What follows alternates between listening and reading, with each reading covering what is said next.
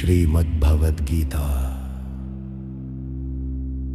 अध्याय 16 दैवासुर संपद विभाग योग। श्री कृष्ण बोले, हे अर्जुन, अब मैं तुम्हें दैवी और आसुरी स्वभावों का स्पष्ट भेद बताता हूं। निर्भयता, चित्त की शुद्धि, ज्ञान योग में स्थिरता, दान, इंद्रिय संयम, यज्ञ, स्वाध्याय और तप, सरलता, अहिंसा, सत्य, अक्रोध, त्याग, शांति, अपैशुन, दया, अलोलुपता, मार्दव, लज्जा, चापल, तेज, क्षमा, धृति, शौच,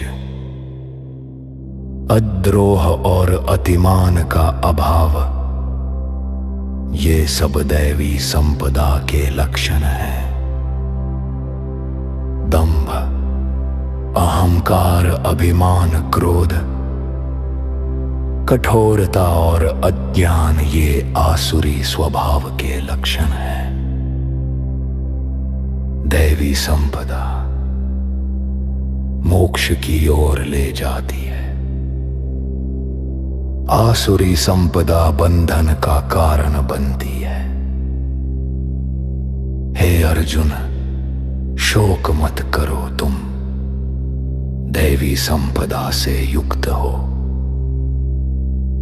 आसुरी स्वभाव वाले न तो क्या करना चाहिए और नहीं क्या नहीं करना चाहिए यह जानते हैं। उनमें शुद्धता नहीं होती, न आचार और न ही सत्य। वे कहते हैं यह जगत असत्य है, निराधार है, ईश्वरहीन है। यह सब कामना से उत्पन्न हुआ है, इसके अतिरिक्त और कुछ नहीं। इस प्रकार की दृष्टि को धारण करके वे विनाशकारी कर्मों में लग जाते हैं, अतृप्त कामनाओं से ग्रस्त, दंभ और अहंकार से युक्त, मोह में डूबे हुए वे अशुद्ध संकल्पों को पकड़े रहते हैं। वे कहते हैं आज यह प्राप्त हुआ, कल और मिलेगा। यह शत्रु मारा गया, दूसरे को भी मारूंगा। मैं ईश्वर हूं, मैं भोगी हूं, मैं सिद्ध हूं, ऐसा वे मानते हैं। अहंकार और बल से मोहित होकर वे मुझसे द्वेष करते हैं। ऐसे क्रूर और द्वेषी जनों को मैं आसुरी योनियों में डालता हूं। वे जन्म जन्मांतर अज्ञान में डूबे रहते हैं और मुझे प्राप्त नहीं करते। नरक के 3 द्वार हैं, काम, क्रोध और लोभ।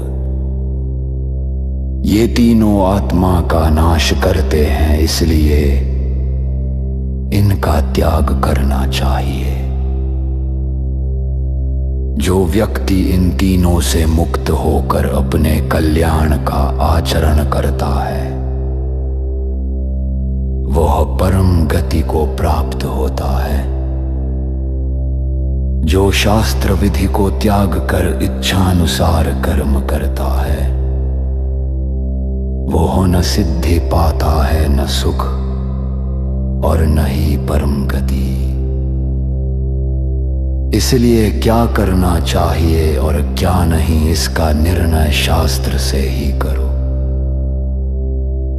शास्त्र विधि को जानकर और उसके अनुसार कर्म करने वाला मनुष्य कल्याण को प्राप्त होता है।